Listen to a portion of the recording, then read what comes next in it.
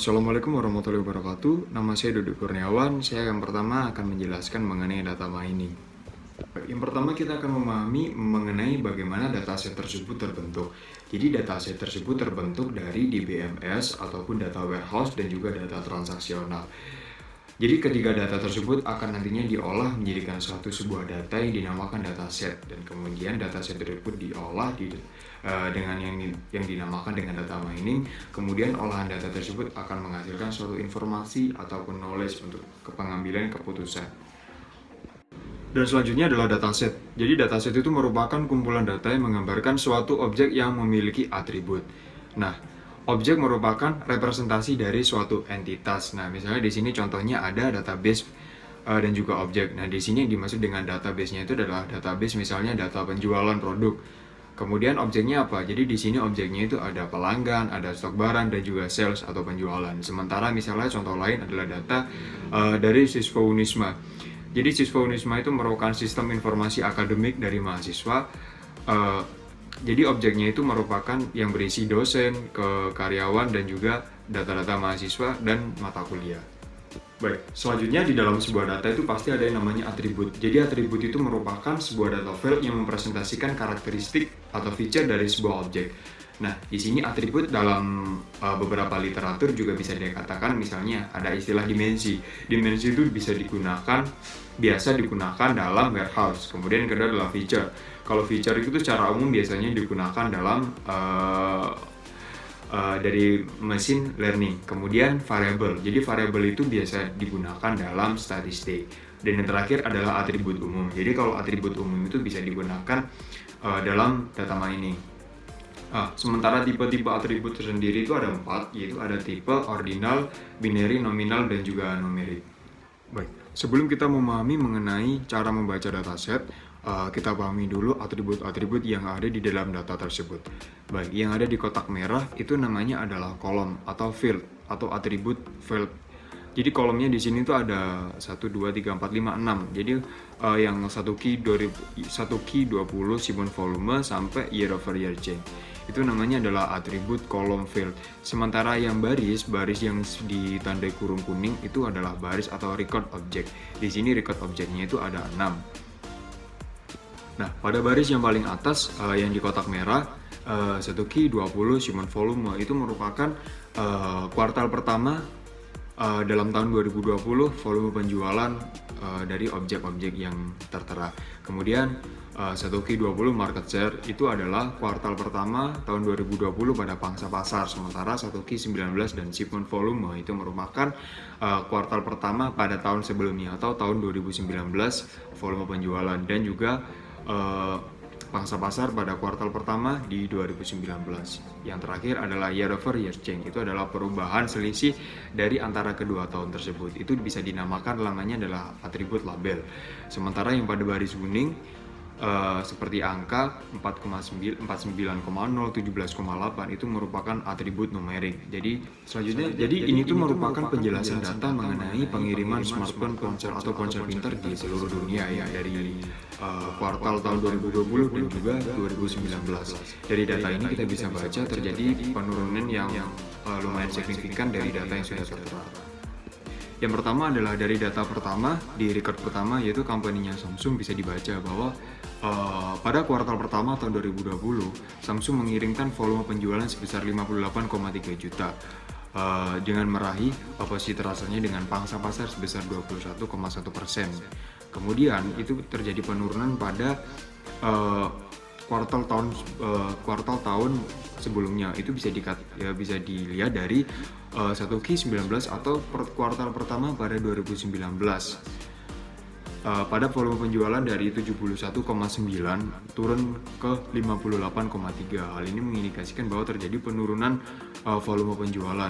Dan di sini perubahan dari tahun ke tahun mengalami penurunan sebesar minus 18,9%. Ini adalah contoh yang kedua, itu adalah smartphone Apple pada record baris ketiga, yaitu Apple pada kuartal pertama tahun 2020 mengirimkan 36,7 juta iPhone yang menempatkan menempatkan perusahaan di urutan ketiga dengan pangsa pasar sebesar 13,3%. Hal ini terjadi penurunan yang sedikit pada tahun sebelumnya, yaitu 2019 hanya mengalami penurunan 0,4%. Selanjutnya adalah korelasi. Jadi korelasi dari data ini misalnya pada produk Samsung itu terjadi hubungan antara 2019 dan juga 2020. Ini 2 tahun terakhir itu merupakan data time series atau yang dipakai 2 tahun terakhir. Jadi misalnya dari 2020 ke 2019 ke 2020 itu mengalami penurunan jumlah volume penjualan smartphone Samsung. Hal ini bisa dilihat dari selisih antara perubahan dari tahun ke tahun, yaitu kolom year over year change, yaitu sebesar minus 18,9%. Hal itu juga misalnya pada smartphone lain Apple juga terjadi penurunan hanya sebesar minus 0,4%. Nah, dari data semuanya. Nah, selanjutnya dari data misalnya terdapat 2 smartphone yang hasilnya positif atau mengalami kenaikan dari volume penjualan, yaitu pada rekor Xiaomi dan juga Vivo. Dari ke-6 data yang disajikan di sini itu kedua smartphone ini memiliki volume penjualan yang mengalami kenaikan di antara ke-6 jenis smartphone lainnya. Dalam data ini tuh bisa kita simpulkan bahwa untuk prediksi tahun berikutnya dengan melihat perbandingan antara ke-6 smartphone tersebut, yaitu di antara ke-4-nya mengalami penurunan volume penjualan dan juga pangsa pasarnya, tetapi kedua jenis data smartphone tersebut seperti Xiaomi dan juga Vivo mengalami peningkatan pada masa yang mungkin smartphone lainnya mengalami penurunan. Maka bisa diprediksi bahwa kedua merek tersebut akan mengalami kenaikan pada periode tahun berikutnya. Assalamualaikum warahmatullahi wabarakatuh. Perkenalkan, nama saya Siva Imarda. Di sini saya akan menganalisis mengenai Google Trends. Jadi sebelumnya saya akan menjelaskan tentang apa itu Google Trend. Jadi Google Trend sendiri adalah merupakan suatu grafik statistik pencarian web yang menampilkan popularitas topik pencarian pada kurun waktu tertentu. Hasil dapat ditampilkan menurut kota, wilayah, dan bahasa. Baik, selanjutnya saya akan menjelaskan mengenai cara menganalisis menggunakan Google Trend. Jika Anda sudah memiliki akun Google, kita tinggal nulis di pencarian Google Trends.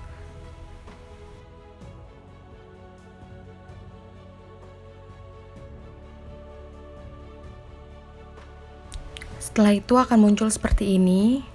Di bagian awal ini, Anda akan melihat tampilan contoh peta hasil pencarian berdasarkan kata kunci tertentu. Jadi di sini saya akan mencari masker. Pada tabel pertama akan terlihat grafik tren pengguna pencari menggunakan kata masker selama 1 tahun terakhir. Sekarang kita bandingkan dengan masker kain. Jadi di sini kita bisa lihat dengan perbandingan yang sudah ada, kita bisa melihat masker mana yang paling populer atau yang paling sering dicari. Fitur ini juga memberikan Anda perbandingan tingkat pencarian antara keyword dalam bentuk grafik, peta wilayah, dan query yang berhubungan. Anda juga dapat melakukan filter berdasarkan lokasi, waktu, kategori, dan tipe penelusuran. Google Trend sendiri juga menyediakan opsi unduh, embed, dan Anda pun bisa membagikan secara langsung hasil analisis yang sudah Anda cari.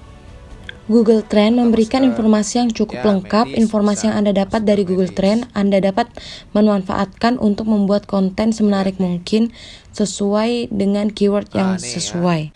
Namun ada hal yang perlu Anda ketahui, tidak semua orang bisa membaca data dengan benar. Ketika semua pengguna menganalisis data yang sama, kemungkinan besar hasilnya akan berbeda-beda. Menggunakan siklus tren untuk memposisikan produk. Misalnya pada saat ini COVID, banyak orang mencari tentang masker. Sekian penjelasan dari saya, kurang lebihnya mohon maaf. Wassalamualaikum warahmatullahi wabarakatuh. Assalamualaikum. Nama saya Anisha, NPM 175. Di sini saya akan menjelaskan tentang bagaimana cara menggunakan tools Google Keyword Planner. Google Keyword Planner adalah tools yang termasuk bagian dari layanan Google Ads. Pada dasarnya, tools ini memang dibuat untuk keperluan iklan dari Google. Namun, juga bisa digunakan untuk keperluan SEO. Beberapa fungsi utama dari tools Keyword Planner diantaranya adalah fungsi yang pertama yaitu menganalisis volume pencarian keyword bulanan. Yang kedua, tingkat kompetensi keyword. Yang ketiga, saran kata kunci. Nah, sebelum menggunakan Keyword Planner, kita harus tahu dulu cara menggunakannya. Setelah selesai daftar, kita skip Google Ads. Yang ketiga, konfirmasi email. Jadi, kita hanya perlu memastikan informasi di halaman ini sudah sesuai. Kemudian, setelah selesai, kita klik save. Setelah itu, kita bisa langsung mulai untuk menggunakan Google Keyword Planner ini. Caranya sangat mudah, yaitu find keyword dan get search volume and forecast. Yang pertama, find keyword. Jadi find keyword ini akan membantu untuk menemukan saran kata kunci yang berhubungan dengan kata kunci yang sedang kamu cari. Misalnya kita mengetik kata kunci jaket denim. Jadi setelah kita ketik, nanti Google akan mengeluarkan berbagai kata kunci, misalnya seperti jaket jeans, jaket denim, jaket wanita, jadi seperti itu. Yang kedua, get search volume and forecast. Jadi sama dengan namanya, forecast artinya memberikan perkiraan. Di sini kita bisa mendapatkan data seperti perkiraan klik, share, dan click to rate atau CTR. Tips menggunakan Google Planner. Yang pertama, cari kata kunci dari kompetitor kamu, bisa memasukkan kata kunci atau alamat website. Bukan alamat website saja, di kolom pencarian dan bisa juga alamat website kompetitor. Dengan begitu, kamu bisa melihat kata kunci apa saja yang digunakan oleh kompetitor kamu. Yang kedua, filter kata kunci. Misal kamu ingin mempersempit kata kunci, kamu bisa menambahkan filter. Kamu bisa menambahkan filter kata kunci berdasarkan tingkat kompetensi, sehingga hasil riset yang muncul akan sesuai dengan tingkat kompetensi yang kamu pilih. Kamu juga bisa menambahkan filter untuk pengecualian kata kunci yang mengandung konten yang tidak kamu inginkan. Caranya, klik filter, lalu pilih keyword text dan pilih doesn't not contain. Setelah itu, ketik kata yang ingin kamu jadikan pengecualian. Selain dua filter di atas, Google Keyword Planner juga menyediakan filter lain, yaitu berdasarkan ad impression share, pengecualian konten dewasa, hingga organic impression share. Yang ketiga, temukan kata kunci potensial. Ada cara mudah untuk mengetahui keyword mana yang berpotensi menghasilkan uang atau conversion. Caranya adalah dengan melihat kata kunci dengan top of page bid atau high range yang tertinggi. Yang keempat, persempit jangkauan lokasi. Jika kamu mengandalkan bisnis yang mengandalkan toko, bisnis fitur ini sangat berguna untuk kamu bisa mempersempit riset keyword kamu ke kota kamu. Caranya, buka fitur Get Search, Volume and Forecast, masukkan kata kunci, lalu klik Location. Ketika kota atau provinsi yang ingin kamu targetkan setelah itu Google Keyword Planner akan memberikan data. Yang kelima, dapatkan informasi perangkat yang akan digunakan pencari. Atau Google Keyword Planner juga memungkinkan kamu untuk melihat perangkat apa yang digunakan ketika melakukan pencarian di Google. Untuk melihatnya, masuk ke fitur Get Search Volume and Forecast ketika ketik kata kunci yang kamu inginkan. Setelah itu di menu sidebar, kamu akan menemukan pilihan Plan, Overview, kemudian klik menu tersebut. Kamu akan mendapatkan ringkasan hasil riset kata kunci, termasuk perangkat apa yang digunakan. Sekian, terima kasih. Mohon maaf bila ada salah kata. Saya Anisha, NPM 175. Wassalamualaikum warahmatullahi wabarakatuh. Assalamualaikum warahmatullahi wabarakatuh. Perkenalkan, nama saya Aswin Nur Syahbana. Saya dari kelompok 1 dan di sini saya akan menjelaskan bagaimana caranya menganalisis data dengan menggunakan Facebook Audience Insight. Nah, sebelum kita masuk ke halaman Facebook Audience Insight, di sini saya akan menjelaskan apa itu Audience Insight. Nah, Audience Insight adalah tool yang sangat berguna untuk melakukan targeting di Facebook, terutama untuk Anda yang ingin melakukan laser targeting di Facebook dengan goal sales conversion. Dan biasanya jumlah audiensnya, size-nya tidak terlalu besar. Dan pada Audience Insight ini bukan hanya untuk targeting dalam bisnis saja, dan kita juga bisa melakukan yang namanya menganalisis data menggunakan Facebook Audience Insight ini. Nah, dan selanjutnya langsung saja kita menuju ke web Facebook Audience Insight. Nah, di sini saya menggunakan Google Chrome dan teman-teman juga bisa menggunakan Mozilla Firefox, Microsoft Edge, dan Opera dan lain-lain. Dan untuk menuju ke web Facebook Audience Insight, di sini pada kolom address bar ini kita ketik facebook.com /ads/audience insight pakai strip. Nah, karena di sini saya sudah otomatis, jadi langsung saja kita menuju ke webnya.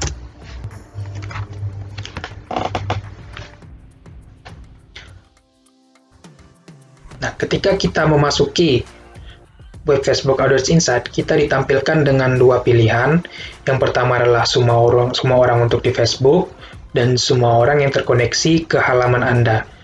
Untuk pilihan pertama, yaitu semua orang di Facebook, diperuntukkan semua orang di Facebook yang ada di Indonesia, semua orang yang ada di Malang, Jakarta, Malaysia, dan lain-lain. Dan untuk pilihan kedua, yaitu orang yang terkoneksi di halaman Anda, yaitu diperuntukkan orang yang telah terkoneksi dengan akun Facebook Anda, dan atau orang yang telah terkoneksi dengan fanpage atau halaman yang telah Anda buat. Gitu. Nah, karena di sini saya menggunakannya untuk menganalisis data, maka saya menggunakan semua orang di Facebook, dan juga saya tidak mempunyai halaman yang saya buat. Maka dari itu saya pilih yang pilihan pertama.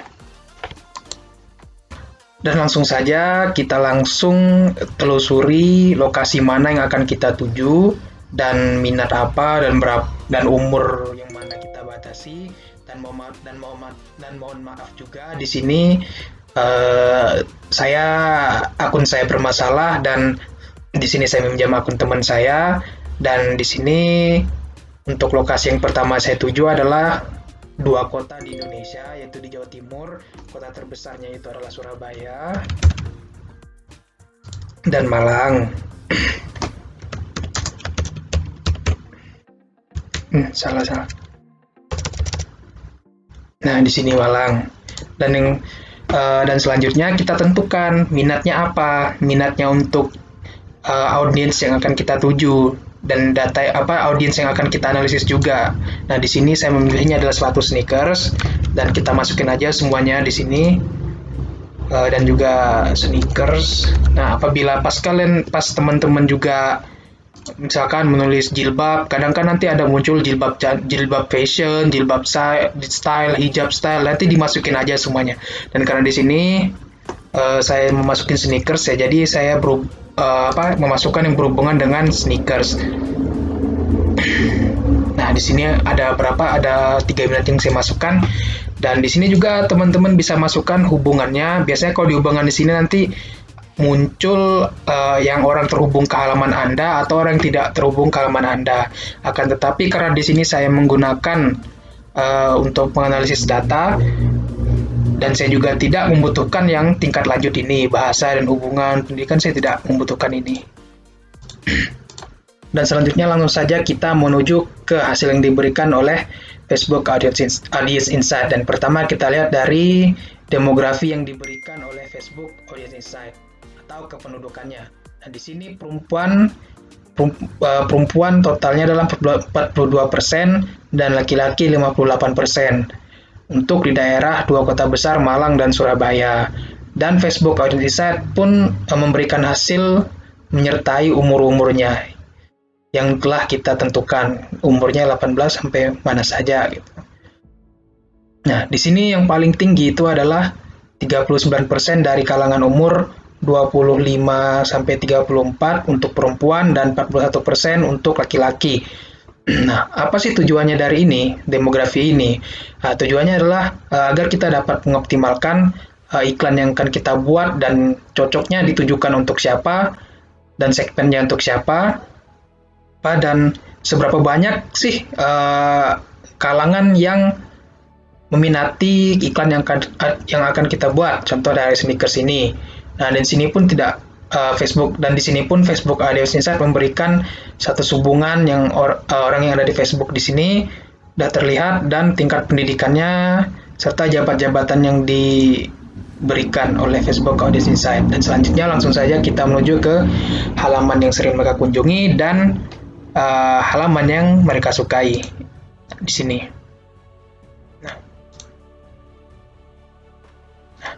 Di sini sudah terlihat hasil yang diberikan oleh Facebook Audience Insight. Dari 2 kota besar ini, halaman apa saja sih yang sering mereka kunjungin? Nah, di sini sudah terlihat halaman di Facebook seperti info lowongan kerja, ini yang lain, dan terus sampai ke bawah. Nah, apabila terdapat halaman yang spesifik dengan minat yang kita tulis di sini, itu dapat kita pelajari bagaimana sih targeting mereka, iklan mereka, segmen mereka, dan bagaimana sih strategi pemasaran mereka gitu. Nah, tujuannya adalah di situ. Dan di sini pun sudah tertera juga halaman apa yang paling banyak mereka sukai. Langsung saja kita menuju ke lokasi. Nah, lokasi ini menggambarkan lokasi mana sih minatnya yang paling besar di antara 2 kota ini terhadap sepatu sneakers. Nah, di sini yang paling pertama adalah Malang, adalah 25%, dan yang kedua adalah Surabaya, adalah 30%. Nah, walaupun di Malang ini 25%, terbilang kecil daripada Surabaya, tapi peminatnya untuk di daerah Malang ini lebih besar dibandingkan di Surabaya. Itu bisa dikatakan karena banyaknya mahasiswa yang di Malang daripada Surabaya, dan ada pun faktor lain gitu.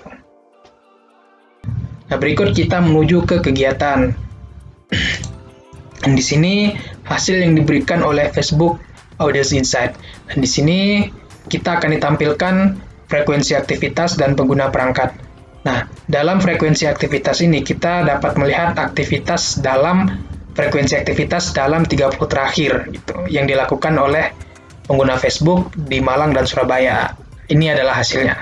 Nah, mungkin ini mudah dipahami, jadi tidak usah saya jelaskan begitu panjang gitu ya. Dan selanjutnya perangkat apa sih yang sering mereka gunakan dalam mengakses Facebook ini gitu. Dan rupanya di sini adalah Android. Jadi dari 2 kota besar ini, pengguna yang paling banyak adalah Android, dan mungkin ini juga mudah dipahami oleh teman-teman.